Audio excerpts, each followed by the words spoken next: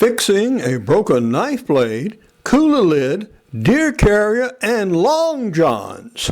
William Hovey Smith, 2016. I'm the author of Backyard Deer Hunting, and here we repair some of our equipment. This is Hovey Smith with Hovey's Outdoor Adventures. And this is our fix-up session where we get all our gear that got broken, etc., during deer season and get it made right. It seems that as I get older, everything I own sort of halfway works, including me. Burf. Well, among the things that failed this past season was my deer carrier. And I'll show you a picture of it now.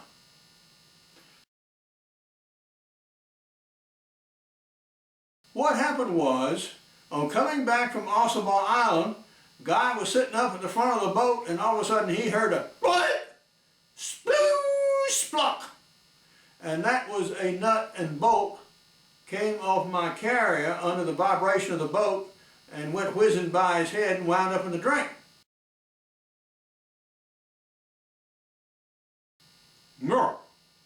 So we had to go to the hardware store and get a replacement. Well, they don't have direct replacement with nice little knobbies on them and all this kind of good stuff. So we found one that fit. We put a large wing nut on it here, and we ground the shoulders off here so that this carriage head would fit flush against the member in the deer carrier. Okay, so we have something, if not an exact replacement, something that at least was as structurally strong. It works, and also made up a spare one. Yeah.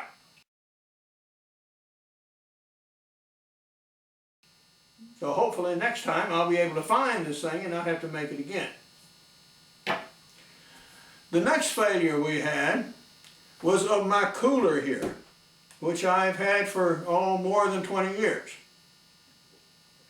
And the thing about plastic is that if it is exposed to sunlight, it becomes embrittled. And one rather large fellow, I think, stepped on it or sat on it or whatever, and this poor hollow lid just couldn't take the load. And so it cracked.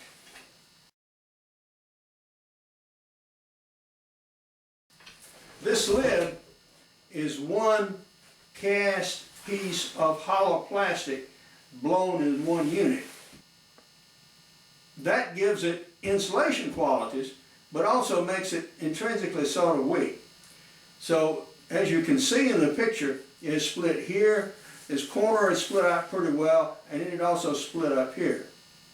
So what I did was take this styrofoam, and this is black, but it's still styrofoam, and we put some Gorilla Glue on it, and that's what you see that's set here in yellow.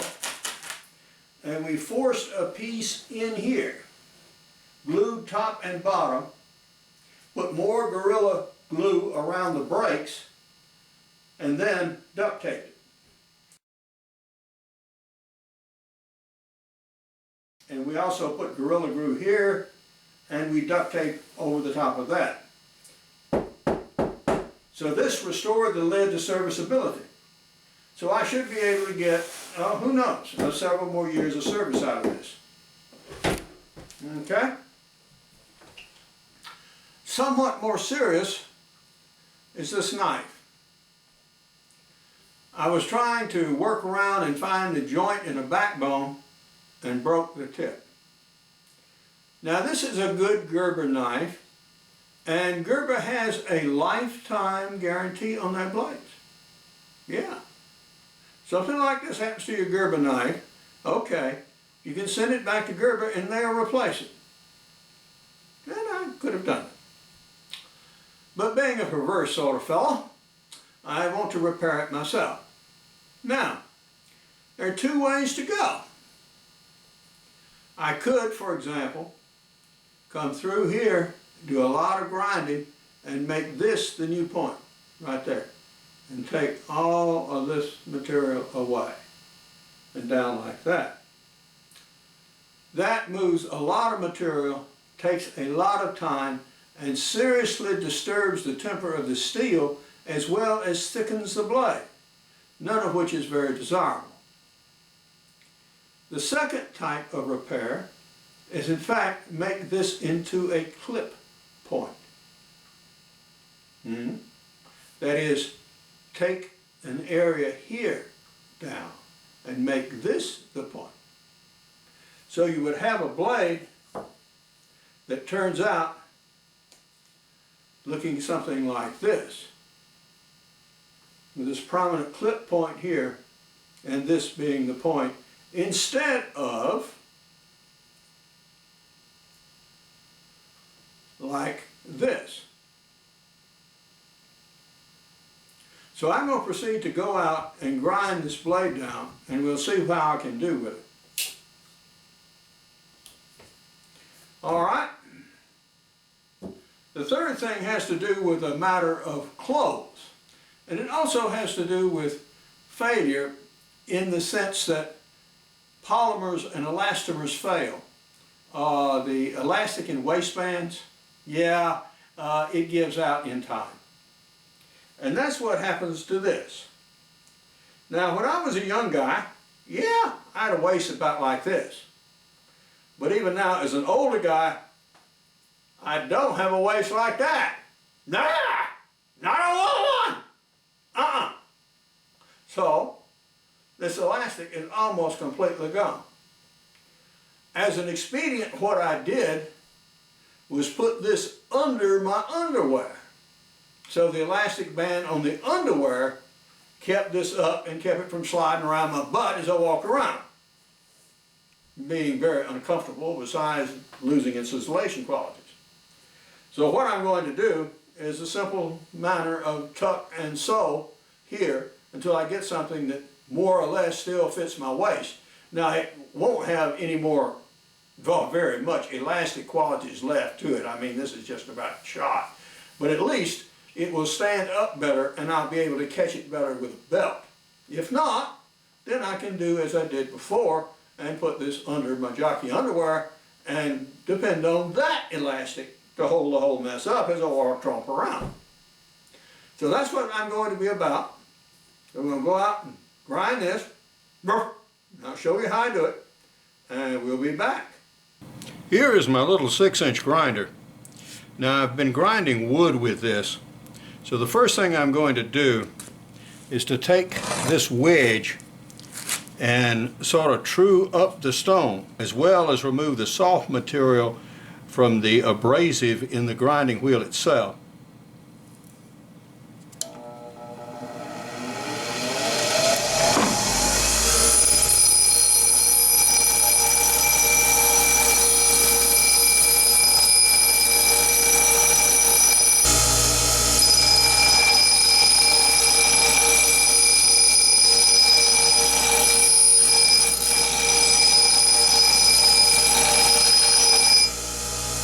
Now this has the advantage of now putting an edge on this wedge, so it does have a little more bite than it did formerly. So now we're ready to grind.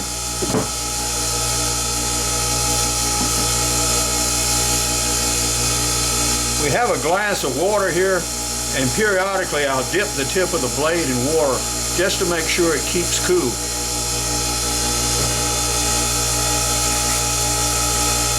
And we're going to start right about here and make the dish like that.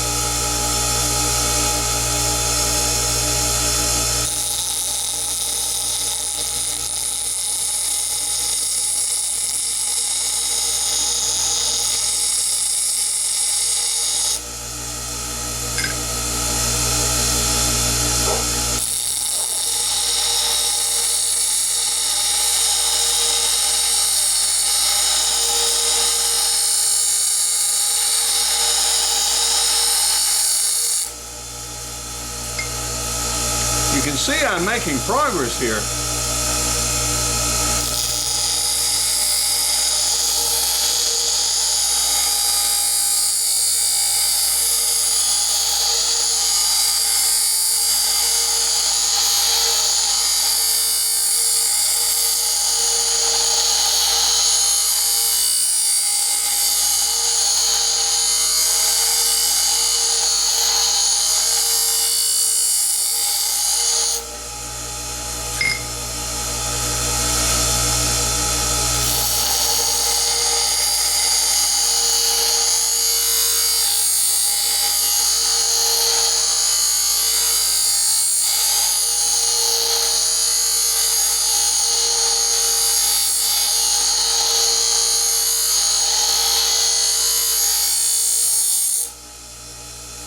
Okay, getting there.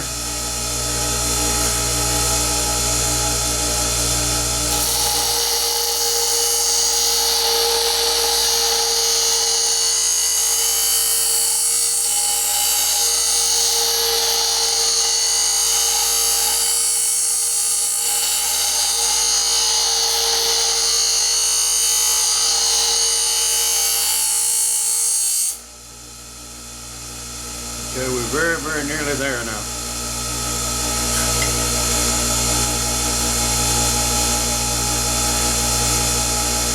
Okay. It's not quite as elegant as it might be. I'm going to give it a little relief right here.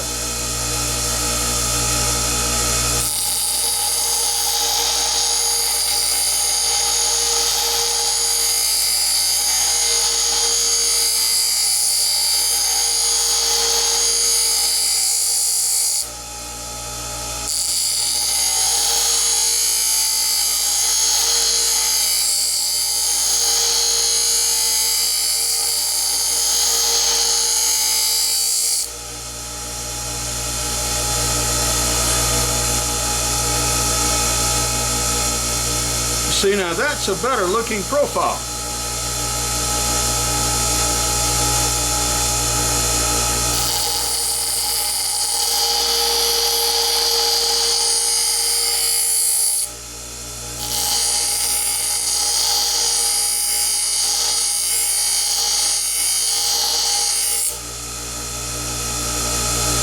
Okay.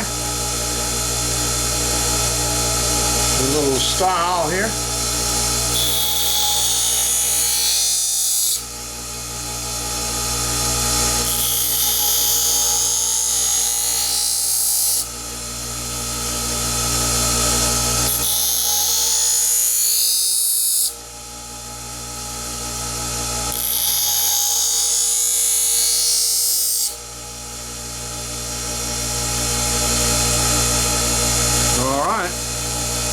Now that's starting to look like a decent knife.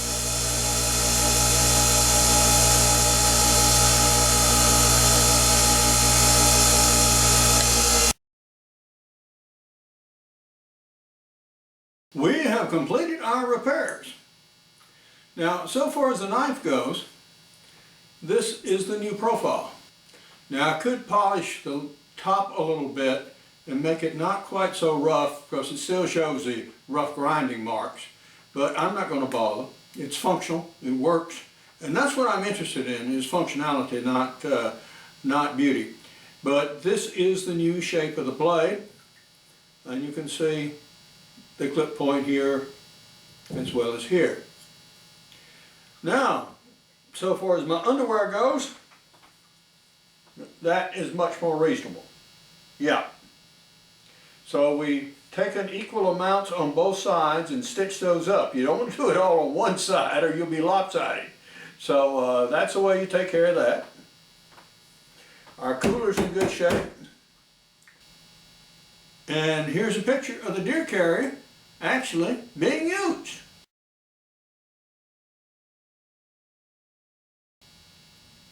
For now, this is Hovey Smith, reminding you to hunt what you eat and eat what you hunt.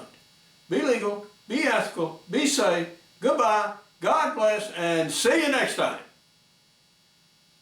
Besides backyard deer hunting, I am also the author of Extreme Muzzleloading, Practical Bow Fishing, and a new 8-book ebook series on muzzleloading guns, including shooting and maintaining your muzzleloader, as well as hunting with muzzleloading shotguns and smoothbore muskets. Now, concerning crossbow hunting, this book is rapidly going out of print. I bought the last 30 copies, and these are going to Singapore. There are only 11 copies left at Amazon. If you want one of these books, get them now. They're often very high priced when they get on the used book market, by the way. I have a new series of business books under the Profit brand. The first of these is Ideas for New Businesses, and following is a little blurb about me and about the book. I often repair my older gear, and this allows me to use these things for years. Now, I will be giving a seminar at the Charlie Elliott Wildlife Center on March the 12th on how to become an outdoor communicator, and this is going to be the last time I give this seminar. To sign up, here's the contact information below. Good hunting and good eating from the outdoors. Goodbye, and God bless. Now, I'm repeating this information right now, so if you didn't get it the first time, you can go ahead and write it down. And yeah, there are only 25 slots for this seminar, by the way. So if you want it, yeah, this is going to be the last time, so best do it.